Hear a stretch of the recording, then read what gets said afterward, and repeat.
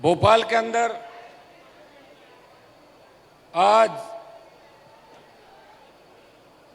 जाट महाकुंभ का जो ऐतिहासिक आयोजन किया और 1 लाख से ज्यादा संख्या के अंदर पहुंच के मध्य प्रदेश के जवानों ने जाट समाज के बुजुर्गों, माताओं, बहनों और तमाम देश के कोने कोने से अपने अपने साधनों से इस महाकुंभ को सफल बनाने आए तमाम मेरे भाइयों का मैं हृदय से इस जिलों की नगरी भोपाल के अंदर स्वागत करता हूं, अभिनंदन करता हूं। जोरदार जयकारा लगाएं। जय बोलो वीर तेजाजी महाराज की। पहले जब हम बच्चे थे, स्कूल में पढ़ा करते थे, तब मध्य प्रदेश का नाम आता तो हम सोचा करते थे कि वहां जाटों की संख्या कम है। हमारे उधर अकाल पड़ते थे और लोग मालवा की तरफ जाते थे और मालवा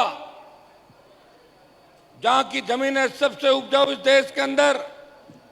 और मालवा की एक खासियत है, जो मालवा के अंदर आ गया वो मालवा का होकर रह गया। और मध्य प्रदेश जब हमने देखा पिछले 15-20 साल से जिस तरह मध्य प्रदेश का जवान आगे बढ़ा, जिस तरह हमारे समाज के नौजवानों ने, हमारे समाज की बेटियों ने, चाहे शिक्षा का क्षेत्र हो, चाहे बॉर्डर पे शहादत देने की बारी हो, चाहे अन्न उत्पादन की बारी हो और चाहे किसान आंदोलन के अंदर अगर मंदसौर में नेतृत्व करके देश में कर्ज माफी के आंदोलन की हवा अगर किसी ने बढ़ाई तो राजस्थान की हुंकार रैलियों के बाद मध्य प्रदेश के किसानों ने हमेशा किसान के लिए और समाज के लिए, हमारे समाज के लोगों ने बलिदान दिया। वो इस इतिहास से भुलाया नहीं जा सकता। मंच में उपस्थित मेरे भाई और यहां पे हमेशा हम तो एक ही नाम सुनते हैं, कमल पटेल जी। पहले एक विक्रम वर्मा जी का भी नाम सुनते थे। पहले मैं भी क्या कि जिस पार्टी में कमल जी है, गलती से मैं भी कई समय उस पार्टी के अंदर था, फिर मैं छोड़ा है। अरे रुको, क्योंकि हमारी मजबूरियां थी वहां पे। पिताजी ने बीजेपी ज्वाइन कर ली और मुझे कसम दिला दी कि बेटा कांग्रेस में कभी मत जाना। तो मैं पिताजी की आज्ञा का पालन करता रहा। और उस जगह मारवाड़ के अंदर जहां भारतीय जनता पार्टी का कोई नाम लेवा नहीं था, उस जगह मेरे पिताजी बीजेपी के अंदर आए। तब नाथुराम मिर्जा का दबदबा था, आप तो जानते हैं सारी बातें। और यूनिवर्सिटी का अध्यक्ष रहते हुए मैं लगातार लंबा चलता रहा। मेरा संघर्ष आपने देखा। लेकिन भाइयों, मुझे इस बात की खुशी है कि देश के अंदर सबसे बड़ी 22% पॉपुलेशन राजस्थान के अंदर जाट समाज की है। वहां क्षेत्रीय पार्टी बना के राजस्थान के जवानों को अगर दिशा देने का किसी ने काम किया तो नागौर के सांसद ने धौलपुर से बाड़मेर और डूंगरपुर से लेके गंगानगर तक किसान के बेटों को एकत्रित किया। जब आपको मेरी आवश्यकता पड़ी, यदुवीर जी अभी कहना भूल गए थे कि जब देश के अंदर मैं बीजेपी से गठबंधन के बाद एमपी बना था, और गठबंधन जब होता है जब ताकत होती है किसी के पास। मेरे पास ताकत थी, बीजेपी ने गठबंधन किया और बीजेपी के वोट मुझे मिले और 16-18 जगह भारतीय जनता पार्टी का प्रचार मैंने किया। मैं दिल्ली चला गया, हरियाणा, पंजाब से किसान आंदोलन चला। हरियाणा, उत्तर प्रदेश के अंदर हमारे मलिक साहब भी बैठे हैं, ये सब मोर्चा संभाल रहे थे। लेकिन लोकसभा के अंदर इस कौम के लिए अगर किसी ने कुर्बानी दी देश के अंदर, वो हनुमान बेनीवाल था, जिसने मोदी का साथ छोड़ के 70 दिन अगर सड़क पे कोई बैठा और नेशनल हाईवे NH 8 को जाम किया, वो मैंने ही किया था। ये बात भी यदुवीर जी, जब आप जाट समाज की बात करते हो तो इस बात को भी दोहराना आप हमेशा, क्योंकि आपकी बात मुझे अच्छी लगी, आपकी बात तो मुझे अच्छी लगी, लेकिन जाट महासभा का मतलब ये नहीं है कि 4-5 लोगों की महासभा हो। जाट महासभा का मतलब है कि समाज के उस प्रत्येक योद्धा की, चाहे वो किसी भी पार्टी में संघर्ष करे, किसी भी परिस्थिति में संघर्ष करे, और कौम पे जब संकट आए वो सबसे पहले आगे आए, उस व्यक्ति का भी नाम आपको लेना चाहिए। ये देखो, ये तो उत्तर प्रदेश से, इनको राजस्थान में राजनीति नहीं करनी। और मैं ऐसा व्यक्ति हूं कि अभी अभय सिंह जी चौटाला चले गए जो हरियाणा से थे, 2 ही व्यक्तियों ने, एक तो मैंने सत्ता छोड़ी, कमल जी को पता है कि मैं दिल्ली के नंबर 1 और 2 के कितना करीब था, सिर्फ आपकी भावनाओं के लिए। मैंने कहा मेरे भाई सोशल मीडिया पे मुझे गालियां दे रहे, हनुमान तो मोदी गोदी में बैठ गए जाके, छोड़ो छोड़ो छोड़ो। मैंने कहा ये छोड़ा। और राजस्थान बॉर्डर पे मेरे आंदोलन को मीडिया ने कम इसलिए दिखाया, यदुवीर जी को तो पूरी कहानी पता है। मैं गया, हाईवे जाम किया, गृह मंत्री ने मुझे फोन किया, उस समय हमारा पूरा नाता रिश्ता टूटा नहीं था, मैं बीजेपी के अंदर था, और मैंने 10 दिन का अल्टीमेटम दिया। और जब 10 दिन का अल्टीमेटम दिया, उस अल्टीमेटम के दौरान अशोक गहलोत ने सोचा कि हनुमान आके बैठ जाएगा तो सारा पॉलिटिकल फायदा उसको हो जाएगा, तो कुछ लोगों को वहां पे बिठा दिया बॉर्डर पे आसपास। जब मैं 50,000 से 1 लाख की संख्या लेके वहां गया, तब मैंने देखा कि मेरे भाई आगे बैठे हैं। मैं समझदार नेता हूं, भाइयों के अंदर झगड़ा नहीं होने दिया। 300 मीटर दूर दूसरा तंबू लगा के बैठ गया था। ये तो आप इस बात को जानते हैं सारे, आप वहीं थे सारे सारे। और भाइयों, ऐसा है इस राजस्थान प्रांत में, मध्य प्रदेश के अंदर तो आपकी मजबूरी है कि अगर बीजेपी और कांग्रेस में नहीं रहो तो ऐसी परिस्थितियां नहीं है कि आप एमएलए एमपी बन जाओ। मैंने पूरे मध्य प्रदेश की एक एक चीज को देखा है। मैं धन्यवाद दूंगा कमल जी को कि किन परिस्थितियों में लड़े, और एक सीख भी दूंगा बड़े भाई है, जब अपने समाज के कार्यक्रम हो और कोई अपने विचार व्यक्त करे तो गुस्सा कम किया करो, सबको साथ लेकर चलना अपने, क्योंकि यही वो जवान है जो अपने काम आते हैं और अपने जय जयकार करते हैं। घर में भाई भी नाराज हो जाते हैं। यदुवीर जी ने अच्छी बात कही कि हमें समाज की बात समाज के मंच पे करनी चाहिए। पॉलिटिकल बात अगर हम नहीं करें तो हम कोई पागल थोड़ी जो घूम रहे, क्यों घूम रहे भाई यहाँ पे, तो टाइम नहीं खराब हो रहा हमारा।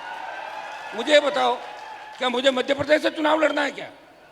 मेरा 3 दिन का टाइम मेरा आने जाने का जाएगा, तो अगर तुम्हें संदेश ही नहीं दे के जाऊंगा तो मैं खाली थोड़ा ही बैठा हूँ, फालतू हूँ क्या? मैं आया हूँ मेरे भाइयों की मदद करने के लिए, हौसला अफजाई करने के लिए। लेकिन एक बात और कह के जा रहा हूँ, मैं मध्य प्रदेश के अंदर राष्ट्रीय लोकतांत्रिक पार्टी को चुनाव लड़ा के समाज में दरार पैदा नहीं करूंगा, ये कह देता हूँ। ये लोग कर दी ना बात हो। यदुवीर जी भी बैठे, उत्तर प्रदेश के चुनाव थे, मैं भी ओबीसी की तरह इनके चक्कर में चढ़ के खड़ी कर देता आरएलपी को, मिलता था हेलीकॉप्टर, घुमा देता जगह जगह। वोट किसके टूटते, वोट ये भी जानते किसके टूटते, लेकिन हनुमान बेनीवाल ने वो काम नहीं किया। हरियाणा के अंदर चुनाव थे, लोकसभा में गठबंधन में था, फिर भी भूपेंद्र हुड्डा और उनके बेटे के खिलाफ बीजेपी के नेताओं के कहने के बावजूद भी नहीं गया प्रचार करने। और ये तमाम लोग हनुमान को और उसके परिवार को हराने वहाँ उन जगहों पे आए। तो सौदा बराबर का होता है, एक तरफा नहीं होता। लेकिन मैंने हमेशा बलिदान दिया। मेरा पूरा इतिहास जब उठा के आप देखोगे कि राजनीति के अंदर कमल जी मंत्री बने, मैं भी बनता था 2003 के अंदर। मेरा कौन था वसुंधरा, जमीन का झगड़ा तो था नहीं मेरा वसुंधरा से। 3 में मंत्री बनता, 8 में फिर बनता पाड़ा बदल के, 13 में फिर बनता, 18 में बनता और मोदी जी के साथ दिल्ली में बन जाता। भाइयों, किसान आंदोलन में अकाली चले गए, वो तो सत्ता का सुख भोगे हुए थे, मुख्यमंत्री से लंबे समय तक। क्या फर्क पड़ गया?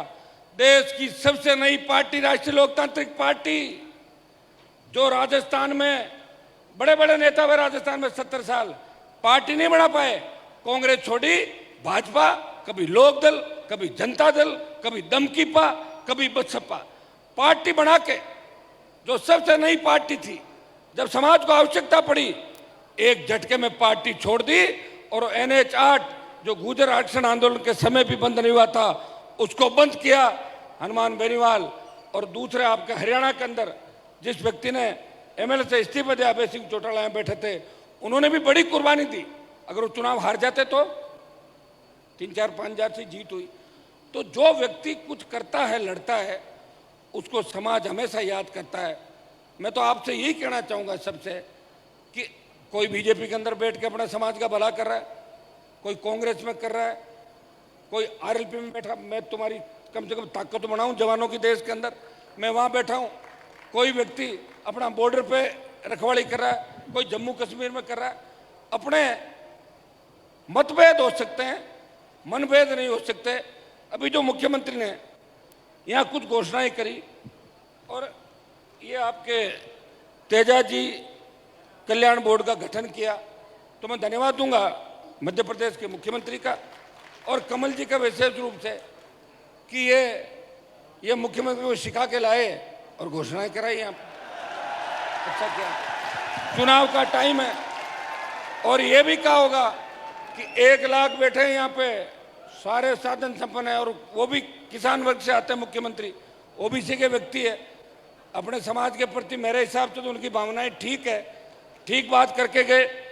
ये वीर तेजाजी कल्याण बोर्ड का गठन किया, तो इसमें कमल जी फिर अध्यक्ष भी किसी तेजाजी के भक्त को ही बनवाना आप। हाँ, एक मंत्री का दर्जा और मिल जाएगा। एक तेजाजी महाराज के निर्वाण दिवस तेजा दशमी पर 1 दिन का जो अवकाश किया, उसके लिए भी आप बधाई के पात्र हो। क्योंकि ऐसा है, करेंगे तो वही जो सरकार के अंदर होंगे।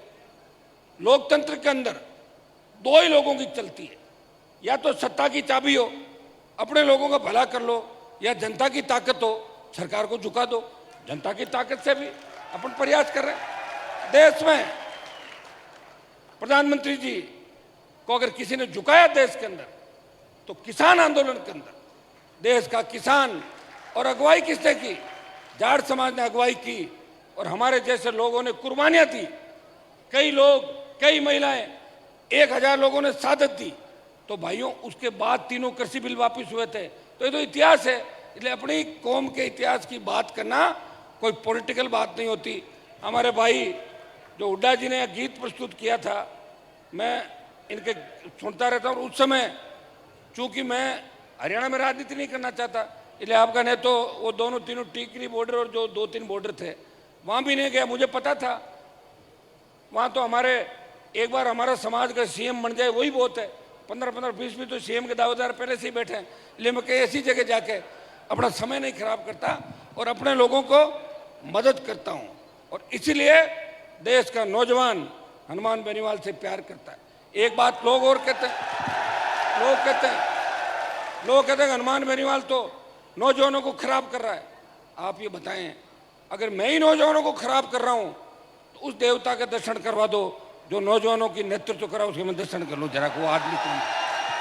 भाइयों, जब अग्निपथ आया था देश के अंदर, इस लोकसभा के अंदर, कांग्रेस पार्टी ने अग्निपथ का विरोध नहीं किया।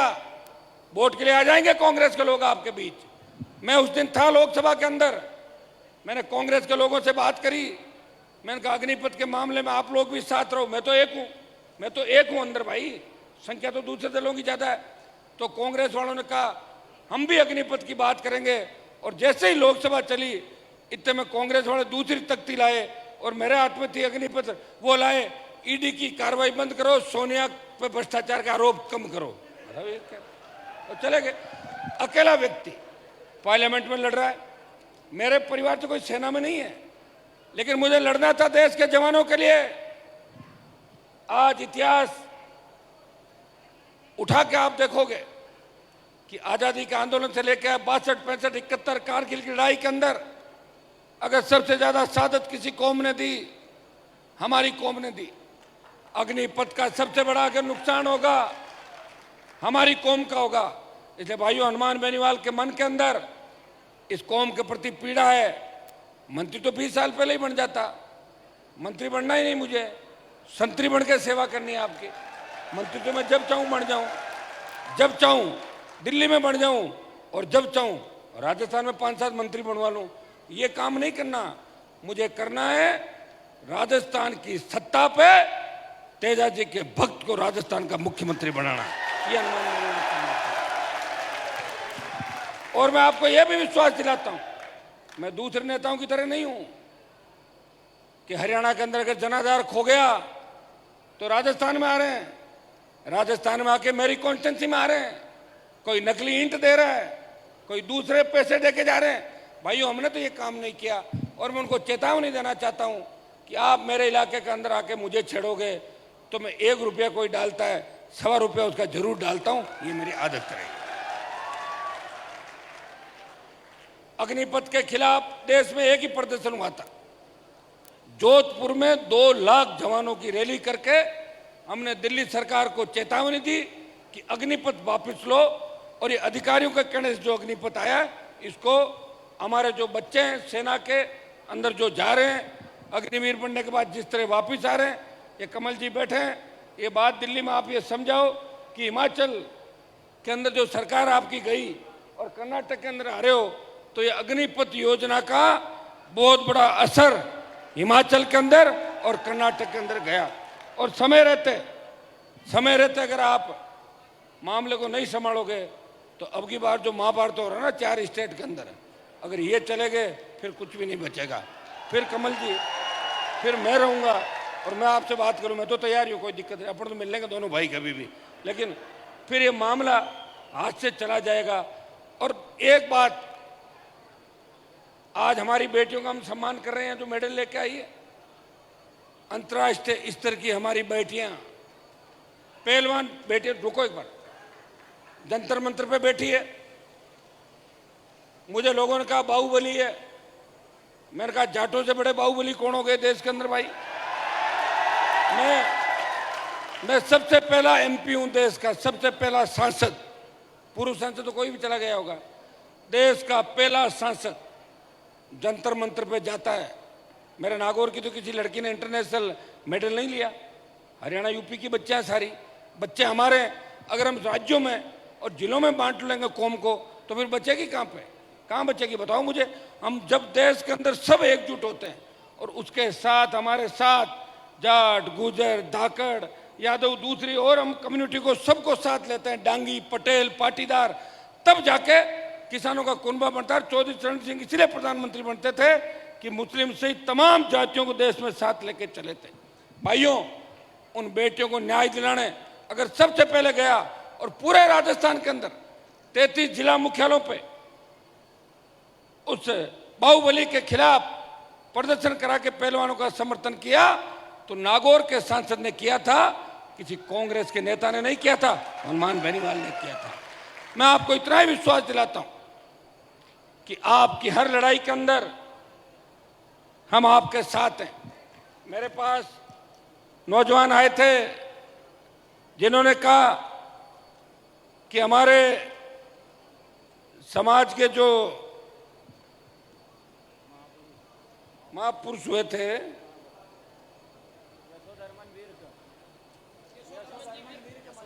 यशोधर्मन विर्क, वो जाट राजा थे और उनके नीचे शायद दूसरी जाति लिख दी। तो मंत्री जी आप भी बात करें, चुनाव का टाइम है, मैं भी दिल्ली वालों को आंख दिखाऊंगा, तो मेरे हिसाब से चुनाव के टाइम मामला बैठ सकता है। कम से कम हमारा राजा तो छीन के कोई दूसरा नहीं ले जाए, तो राजा तो हमारे जो है उनको रखो। भाइयों, पानीपत मूवी के अंदर आपने देखा होगा, जब पानीपत मूवी के अंदर महाराजा सूरजमल के इतिहास के साथ छेड़खानी की गई तो लोकसभा के अंदर पोस्टर जला के फेंकने वाला कोई सांसद था, वो नागौर का सांसद था, और पानीपत मूवी से तमाम दृश्य हटाए सारे सारे। हरियाणा के अंदर मलिक साहब भी थे उस आरक्षण आंदोलन के अंदर, लेकिन 4.5 साल से अभी मैं मंच पे एक ही पीड़ा जाहिर कर रहा था कि साहब मुझे कोई देश में तो चुनाव लड़ने नहीं है, मेरा तो एक मिशन है।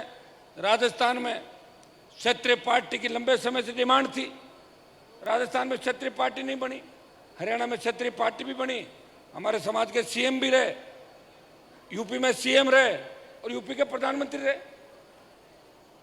दिल्ली के सीएम रहे, लेकिन राजस्थान में सीएम नहीं बना।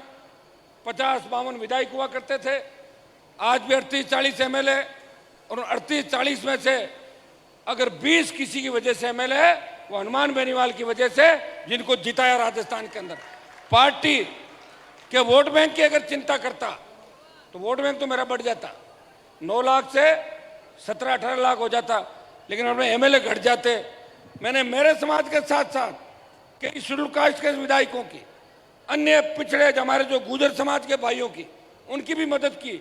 और आपको पता होगा जब 2018 के अंदर राजस्थान में मुख्यमंत्री का चयन हो रहा था, एक एक विधायक सपोर्ट के लिए जा रहा था, तब सचिन पायलट ने मुझे कहा कि हनुमान जी, अगर आप अपने तीनों विधायक मुझे देते हो तो मैं सीएम बन सकता हूं।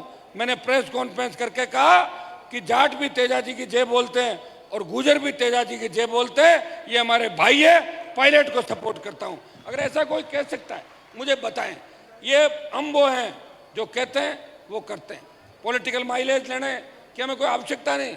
हमारा संघर्ष सबके सामने, एक व्यक्ति लड़ाई लड़ रहा है। मेरे पिताजी कोई मुख्यमंत्री नहीं थे, मेरे दादाजी कोई दिल्ली के नेता नहीं थे, हाँ विधायक जरूर थे। एक गांव की स्कूल से पढ़ के विश्वविद्यालय की राजनीति से विकट विपरीत परिस्थितियों में तमाम समाज के बड़े लोग जिसके खिलाफ रहे हो राजस्थान के अंदर, उनसे निकलता हुआ एक व्यक्ति सत्ता को ठोकर मारते हुए आगे बढ़ता है और देश के प्रधानमंत्री का साथ छोड़ के 70 दिन अगर कोई एमपी सड़क पर बैठता है किसान और समाज के लिए, वो नागौर का सांसद है जो अपने भाइयों की दुख तकलीफ को समझता है। भाइयों, हजारों ऐसे उदाहरण होंगे इस राजनीति के अंदर। राजस्थान के अंदर जिस तरह नौजवानों को लड़के उनको लड़ना सिखाया। मैं यूनिवर्सिटी का अध्यक्ष था, मुझे पता है कि हमारे बावली जो जिले थे वहाँ लोग ज्ञापन देने के लिए जाते थे, एक हेड कांस्टेबल आता था। अब हमारी जब मर्जी हो बुला लो डीजी को सड़क पे, चीफ सेक्रेटरी को बुला लो, आईजी को बुला लो, घुस जाते हैं लोग कार्यालयों के अंदर। ये लड़ना सिखाया नौजवानों को राजस्थान के अंदर। वो लड़ना किसने सिखाया? हनुमान बेनीवाल ने सिखाया। और मेरा कोई अगर बिजनेस होता, मैं कोई गलत काम करता, तो निश्चित रूप से ईडी और सीबीआई और सीआईडी मेरे घर पे भी आ जाती। आप अच्छी तरह इस बात को जानते हो। हनुमान बेनीवाल संघर्ष कर रहा है आपके लिए।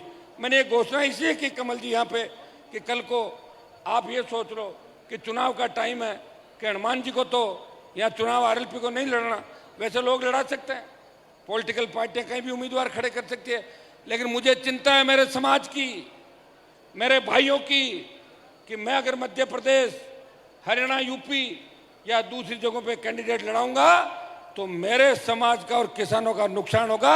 इसलिए मेरा उद्देश्य सिर्फ राजस्थान है और राजस्थान के अंदर मैं विश्वास दिलाता हूं कि इस बार जिस तरह नौजवानों की भुजाएं फड़क रही है, जिस तरह तेजाजी के भक्त राजस्थान पे सड़कों पे निकले, इस बार मुकाबला कांटे का होगा। कांग्रेस तीसरे नंबर पे चली जाएगी और मुकाबला राष्ट्रीय लोकतांत्रिक पार्टी और भारतीय जनता पार्टी का राजस्थान के अंदर होगा। इस बात को आपको ध्यान में रखना।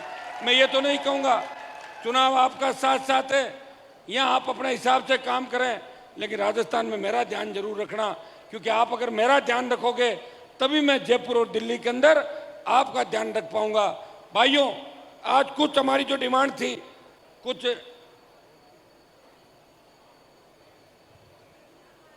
करीब करीब मांगों पर सहमतियां बनी। ओबीसी आरक्षण की बहाली कर, आप लोकसभा के अंदर रोज मेरे भाषण सुनते हैं जितना मुझे मौका मिलता है। आप जानते हो लोकसभा के अंदर बोलने का टाइम बहुत कम मिलता है। ये तो मेरी अलग पार्टी है, इसलिए रोज 3-5 मिनट तो ले ही लेता हूँ रोज लोकसभा के अंदर, आप देखते हो। और 3 मिनट 5 मिनट आपके लिए, चाहे मामला कहीं का भी हो। मैं ओबीसी आरक्षण के बिलों पे बोलते हुए कहता हूँ कि बढ़ाकर इसको 27% करें।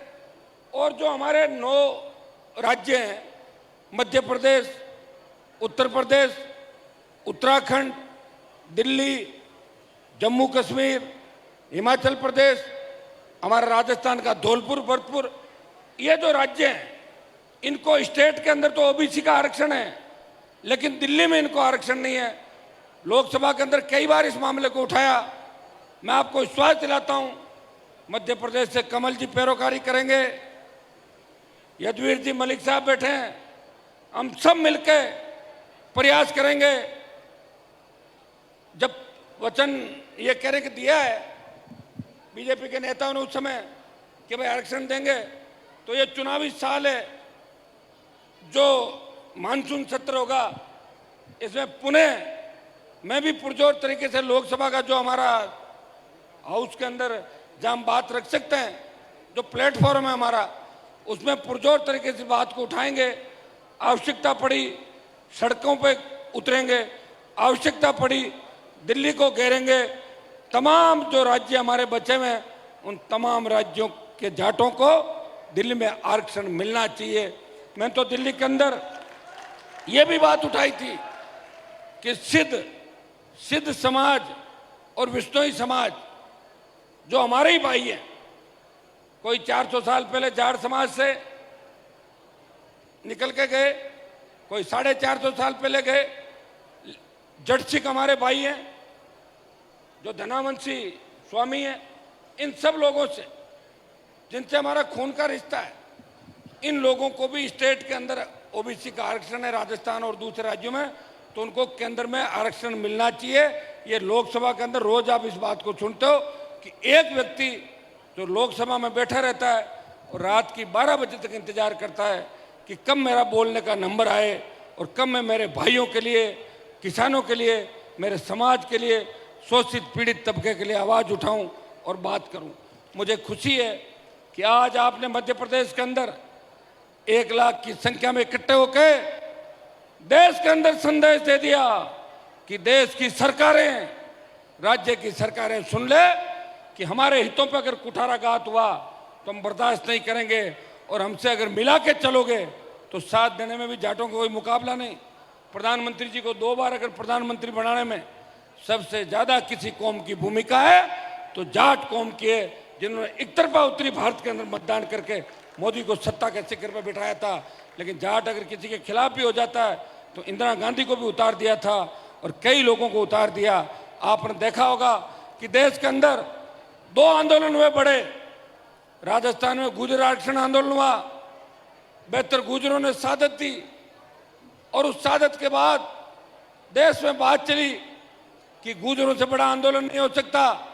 लेकिन उसके बाद जब हरियाणा का जाट अपने आरक्षण आंदोलन की लड़ाई लड़ रहा था, और भाइयों उसका लाइव टेलीकास्ट मैंने देखा टेलीविजन पे, कई जो लोग थे वहां उन्होंने आंखों देखी बताई कि मिलिट्री भाग गई थी, और ऐसी लड़ाई या तो महाभारत के अंदर हुई थी या हरियाणा के जाट आरक्षण आंदोलन के अंदर जाट नौजवानों ने सरकार के छक्के छुड़ा दिए थे।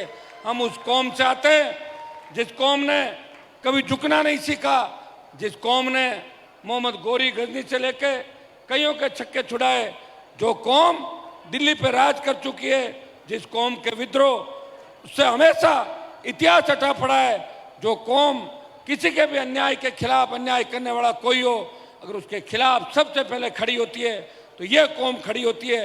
हमें इस बात का ध्यान रखना है, जोश रखना है, लेकिन जोश में होश भी रखना है। जोश के अंदर एक चीज का ध्यान रखना है, कहीं अपने आदमी का नुकसान मत करना जोश में कि चलो, अरे कहाँ चल रहे हो, अपना है सामने, वहां रुक जाना है। जोश में होश, ज्यादा गुस्सा है तो ठंडा पानी पी लो, वो ठीक रहेगा। अरे कमल जी का ध्यान रखना विशेष रूप से, आप ही देख नहीं रहे हो भाई। और हम सब बैठे तो देखिए कि हमारे मन में कहीं न कहीं आपके प्रति प्रेम था कि हम सब आए, और हमें पता है कि मध्य प्रदेश के जो जाट समाज के लोग हैं, पहले कमा के खाने के लिए हमारे लोग इधर आते थे। आप जमींदार हो, बड़ी अच्छी जमीन है मध्य प्रदेश मालवा की, मजबूत हो, आप आगे बढ़ो, शिक्षित बनो और प्रदेश में राज करो। देश में आजकल कोई जरूरी नहीं है। मुझे ये बताया कि करीब 30 लाख से ज़्यादा संख्या, तो बहुत बड़ी, 30 लाख से जनसंख्या तो बहुत बड़ी होती है स्टेट के अंदर। तो भाइयों, राजस्थान में तो हमारे गहलोत साहब का पूरा समाज तो वोट बीजेपी को देता है और मुख्यमंत्री वो बन जाते हैं। आप बताओ, ये पता नहीं लगता कि सीएम कौन कब बन सकता है, पीएम कौन किस जाति का हो सकता है। इसलिए अपने लोगों का ध्यान भी हमें रखना है, अपने किसी आदमी को कमजोर नहीं करना। जो आदमी आपके साथ न्याय की लड़ाई में हमेशा साथ रहा, समाज के लिए साथ रहा, चाहे उसका झंडा कोई सा भी हो, उसकी पार्टी कोई सी भी हो, जो मजबूत हो, लड़ने वाला हो, अन्याय के खिलाफ हो, गरीबों की मदद करता हो, ऐसे व्यक्तियों का हमें हर जगह साथ देना है, तब जाके समाज आगे आएगा। भाइयों, हम उस कौम से आते हैं जिस कौम में वीर तेजाजी महाराज ने 1000 साल पहले, बाकी लोक देवताओं का इतिहास है 500 साल और 400 साल का, 1000 साल पहले गुजरी की गायों को बचाने के लिए अपना वचन निभाया कि मैं अन्याय के खिलाफ जा रहा हूं, चोरों को हरा के आऊंगा, और फिर मुझे आप डस लेना। वचन तो या तो राजा रामचंद्र जी ने निभाया था और या वीर तेजाजी महाराज ने निभाया। इस कौम से हम आते हैं, और मैं आज का दिन शुभ है कि वीर तेजाजी बोर्ड का गठन भी आपके यहाँ हुआ, और तेजाजी महाराज की कृपा आप पे बनी रहे। और जितना राजस्थान के अंदर वीर तेजाजी को लोग मानते हैं, उससे भी ज़्यादा मध्य प्रदेश के अंदर तेजाजी महाराज की आप पूजा करते हैं। मैं विश्वास दिलाता हूँ कि हनुमान बेनीवाल की आवश्यकता इस कौम को जहाँ भी पड़ेगी, जय जवान जय किसान के नारे के साथ जिस पार्टी का मैंने गठन किया, मैंने कभी नहीं सोचा कि मुझे क्या करना क्या नहीं करना। लोग तो आजकल राजनीति में आते हैं, प्रधानमंत्री जो प्रधानमंत्री के सामने हो जाते हैं, एमएलए मंत्री जो बना था उसके सामने हो जाते हैं, और कह दो समाज के लिए बोलना है तो बोलते हैं हमारा पॉलिटिकल कैरियर खत्म हो जाएगा, ये कहते हैं। एक हनुमान बेनीवाल है जिसने कभी पॉलिटिकल कैरियर की परवाह नहीं की, वो कहता है कि मेरी कौम का झंडा ऊंचा रहना चाहिए, मेरी कौम आगे बढ़नी चाहिए देश के अंदर। भाइयों, इतना विश्वास मैं आपको दिलाता हूं कि जो विश्वास आपने मेरे ऊपर व्यक्त किया है, वो विश्वास कभी खाली नहीं जाएगा, आपको धोखा नहीं दूंगा। जहाँ इस कौम का पसीना बहेगा, हनुमान बेनीवाल खून दे के भी इस कौम के हितों की रक्षा करेगा, कौम के हितों पे कुठाराघात नहीं होने देगा। आप सबने मुझे आमंत्रित किया, और एक छोटी बेटी जो सानिका है, 5 साल पहले जब मैंने पार्टी का गठन किया था जयपुर के अंदर, जब ये छोटी सी थी, इसके भाषण में सुनता हूँ कई बार, मेरे भी बच्चे छोटे हैं, तो इसने विशेष रूप से मुझे कहा कि हनुमान जी आपको आना है। आप बताइए, कमल जी ने तो फ़ोन नहीं किया मुझे, नाराज हूँ मैं इनसे, आपने फ़ोन कहा किया मुझे? नहीं किया। क्या कमल जी कह रहे हैं लगाया था लेकिन बिजी आ रहा था फ़ोन।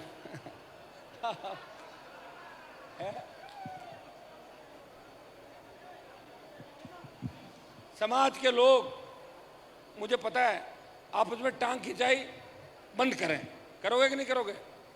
अभी एक दूसरे का ध्यान रखा। आपकी तो पूरी बोलाउन दे दी कमल जी, आपके लिए बोला मैंने तो खाली यार, आपकी पूरी बोलाउन दे दी लोगों को, बच्चों को। ये सारे आपके साथ हैं क्योंकि आप नौजवान भी हो।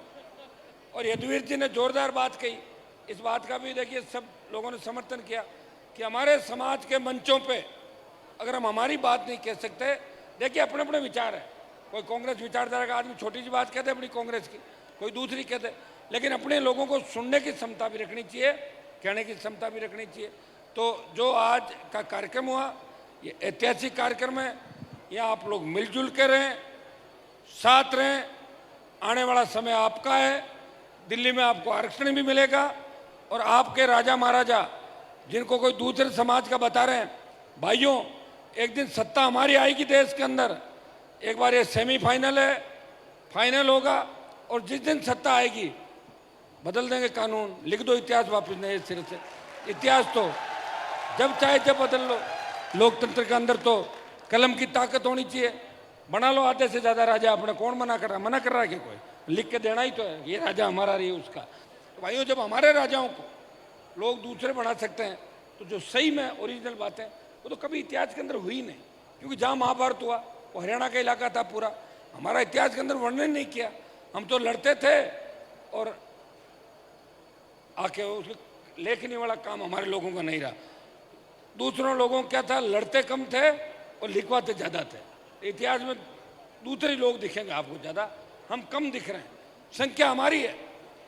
कारगिल का युद्ध का मैंने देखा था, उसमें 50% से ज़्यादा शहादत अकेली जाट समाज की थी कारगिल युद्ध के अंदर।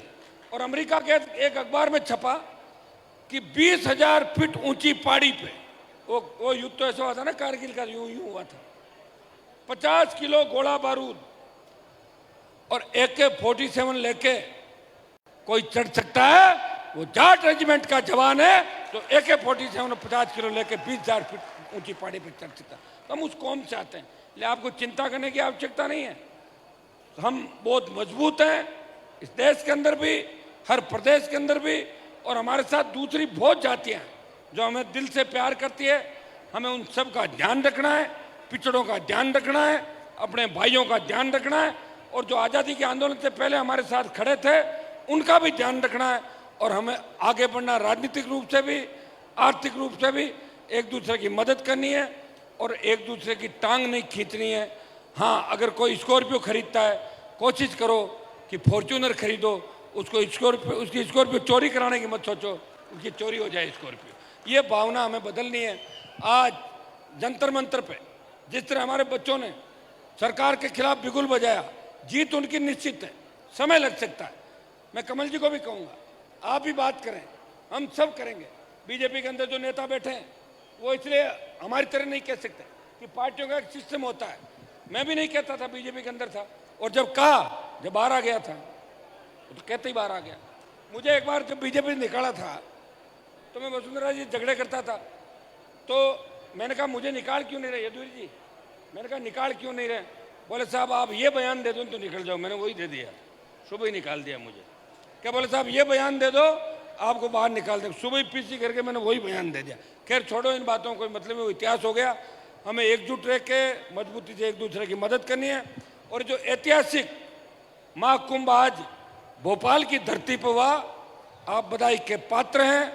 अभी जितने भी जाट महाकुंभ है, बाकियों में तो मैं जा नहीं पाया था, लेकिन इस महाकुंभ के अंदर आया, निश्चित रूप से पूरे देश के अंदर संदेश गया कि मध्य प्रदेश की धरती से सुनामी चल रही है। आज भोपाल की धरती से यह संदेश यहाँ के नौजवानों ने दिया है। और निश्चित रूप से भाइयों, इस संदेश के बाद आपके जितने भी रुके हुए काम हैं वो मध्य प्रदेश की सरकार भी करेगी, दिल्ली की सरकार भी चिंतन मंथन करेगी, मनन करेगी कि भोपाल में अगर 1 लाख इकट्ठे हो सकते हैं तो दिल्ली में तो 20 लाख इकट्ठे होंगे, चारों तरफ वही लोग हैं। तो ये चिंता देश की सरकार को भी होगी। आपको अपने लोगों का ध्यान रखते हुए, एक दूसरे की मदद करते हुए, तमाम जो सम्मानित मंच है, हमारे जो नौजवान पूरी टीम है यहाँ जाट समाज की, सारे जो भाई है मेरे छोटे जिन्होंने मुझे आमंत्रित किया, जो हमेशा समय समय पर राजस्थान के अंदर भी आप लोग सब आते रहते हैं। बल्लभनगर के चुनाव के अंदर मैंने देखा था समाज के बहुत से आप लोग वहाँ भी आके मदद कर रहे थे। हम एक दूसरे की मदद करें, मध्य प्रदेश में आप अपना काम करें, लेकिन जब राजस्थान की सीमा में आओ तो मेरा ध्यान जरूर रखना, हनुमान जी बैठे वहाँ, ये काम अपने को एक दूसरे के लिए करना है। बहुत बहुत आपको धन्यवाद। जय हिंद। बहुत बहुत धन्यवाद आदरणीय हनुमान जी बेनीवाल।